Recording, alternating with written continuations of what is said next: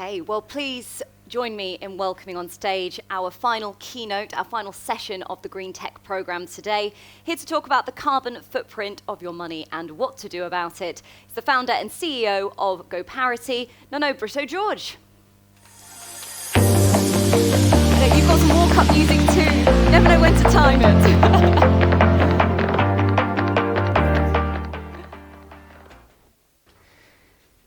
Hi everyone, I'm Nuno. I'm one of the co-founders of Goparity, an impact investing platform that allows people and companies to use their money for good. First of all, I want to thank you for staying here because I know this is I'm the last person to speak probably in the whole event, so it means a lot that you stayed. When I was younger, I used to DJ, and we always said that the last song that you play is the one that people go whistling home. So hopefully some of what I say will leave this place with you. I was only 7 years old when NASA first told us that climate change had started. You might believe it or not, but I remember being in my grandmother's house where I had lunch 2 to 3 times a week and listening to it on the news. Truth is, we have heard or known about the greenhouse effect and climate change for more than 60 years, and still we haven't been able to solve this problem. Actually, we're making it bigger. If we compare CO2 in the atmosphere from when I was seven, and now we can see that CO2 increased by 22% in the atmosphere. And the same goes for methane, a greenhouse gas that is 25 times as powerful as CO2. Ed Hawkins, a researcher from the Reading University, made this visual graph to help people grasp the seriousness of the issue. You can see the mean average temperature of the globe from 1850 to 2024. He is now having trouble in finding new shades of red.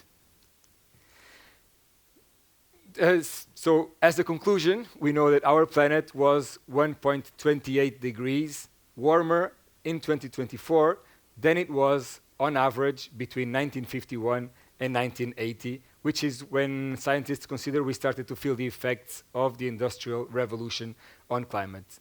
This brings us dangerously close to the 1.5 degree limit that was agreed in the Paris Agreement, which is supposedly when ecosystems will start to collapse. Coral reefs are actually collapsing already, but also when self-reinforcing feedback loops will start to have place, like, for example, melting of the permafrost and further release of methane, which will in turn increase the speed at which the planet is warming. Of course, this is not the only challenge we have to deal with. You can think about deforestation, any kind of pollution, the loss of biodiversity, even that the distance between the richer and the poorer is getting bigger by the day. The United Nations gathered all the challenges, or tried to, in the Sustainable Development Goals and estimated that we need to invest $5 to $7 trillion every year until 2030 in order to solve the challenges we have in front of us. But then we all come to a point, I like to think, even though maybe it's not true for your own world or it's not as you'd like the world to be, that we need to face that Liza Minnelli was right, and money still makes the world go round. So if money is what makes the world go round, the question we need to ask ourselves is, where do we keep our money? And of course, most of us keep our money in banks, right? I'm sure that at least in the Western world, let's say, or the Northern Hemisphere, that's the most common place to keep your money, and I'm sure it's the case for everyone in this room. What most people don't know, or some people don't know and some choose to ignore, is that even when money is sitting in a bank account, it's actually being used. And it might be used for projects you would not be very fond of. In the past, since the Paris Agreement, the world's 60 largest banks have invested more than $7 trillion in fossil fuel projects.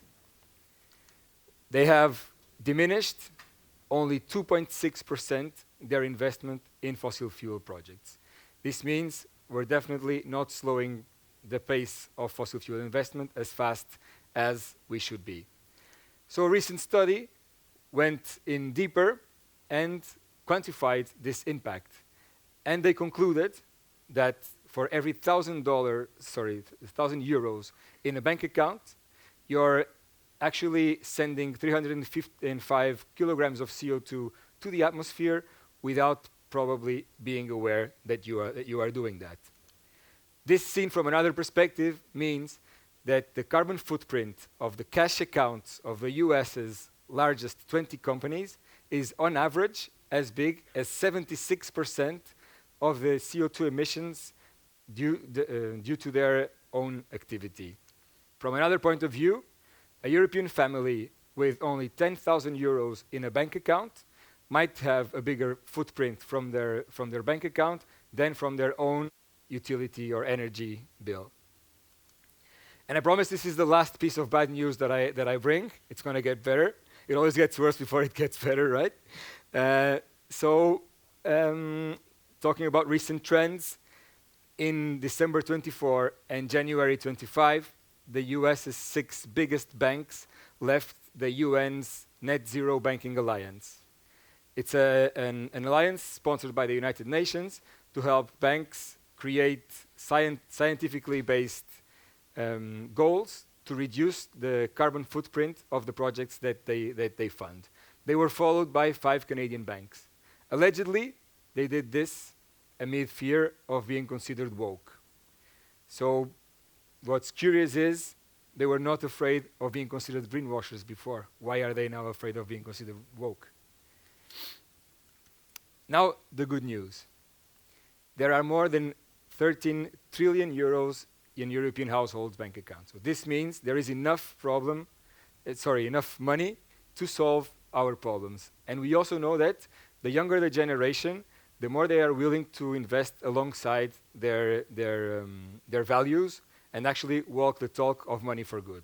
So I like to think that the money for good transition has already started. There is a market, so there is a market need.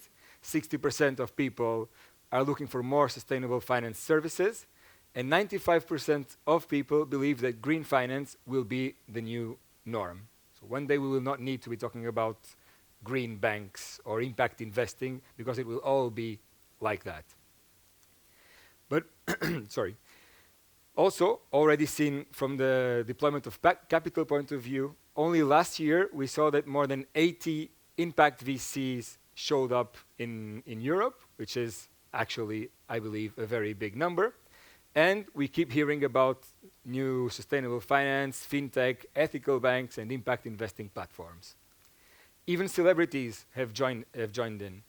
People like DiCaprio, Serena Williams, Roger Federer, Katy Perry have invested in companies like Beyond Meat, Oatly, but also local change makers like Cleta, Yura, and Solarmente here in Barcelona. And this is why we started Goparity. We want to allow people and companies to be able to choose where their money is actually being used.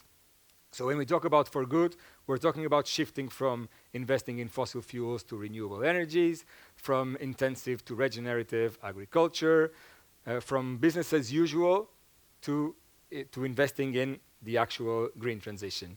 We use a crowd lending business model. So basically, on the one hand, we have investors who can be people and companies lending money to companies that are looking for funding for their sustainable projects. And these companies then pay back the money that is borrowed, of course, with an interest plus the impact that they are generating. As a user, you get your own IBAN account with Goparity. You can directly choose what projects you will be investing in, but you can also create an investment strategy for the platform to invest automatically according to your criteria. And very important, you can keep track of the impact of all your investments. We have already had more than 20,000 people invest more than 45 million euros now in projects through our platform.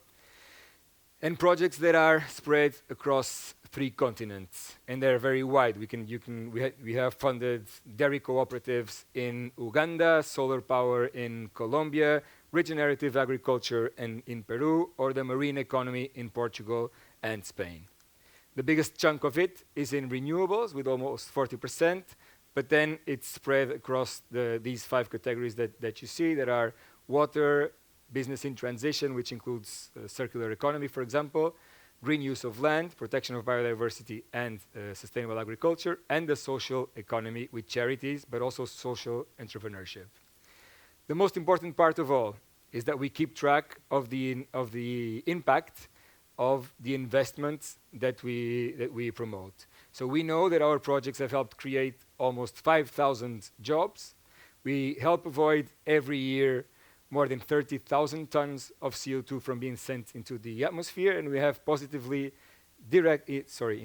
directly impacted positively almost 100,000 people. So if you remember this number that I shared before about the footprint of money in a bank account, we also did our numbers, and we concluded that for every 1,000 euros you invest via Goparity or a similar alternative, you might be helping avoid 745 kilograms of CO2 being sent to the atmosphere. This, seen from another perspective, means that with less than 1/3 of your available cash invested in climate-friendly investments, you will get a virtually net zero bank account. So what can you do in order to mitigate this problem? The first thing and the most obvious one, of course, demand transparency. Talk to your bank, talk to your account managers, ask them where your money is going. They are obliged to report, and very often they won't have an answer to give you. If you're not convinced by the answer, you can always change to an ethical bank or community bank, a credit union. There's plenty of alternatives available almost all over Europe that you can change, and I'm sure your bank will listen to you more the day you leave. Normalize conversations about ethical finance. This is also an important topic. Just like we need to normalize, again, conversations about climate change, we need to normalize conversations about ethical finance, and the issue that money in a bank is being used, for example, is not something that many people are aware of. And of course, if you can, allocate a small part of your savings to investing with impact.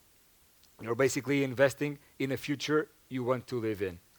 And if you feel like taking a step further, not necessarily with your money, there's of course a lot that you can do. Some of these are pretty obvious, but you can join a renewable energy cooperative. More than 2 million Europeans have done it. You basically own the utility that provides you with green electricity. Of course, buy local, reuse, repair, and engage in climate advocacy. So to finish up the presentation, if there is one message that I would like you to take away with you, is that we might be doing everything right in our daily life, but until we choose the way our money is used, nothing will change. Thank you. Amazing. Thank you so much for, well, first off, highlighting such an important topic, but the amazing work that you're doing with, well, everything, really, and thank you for highlighting it. Amazing. Thank you, Nuno.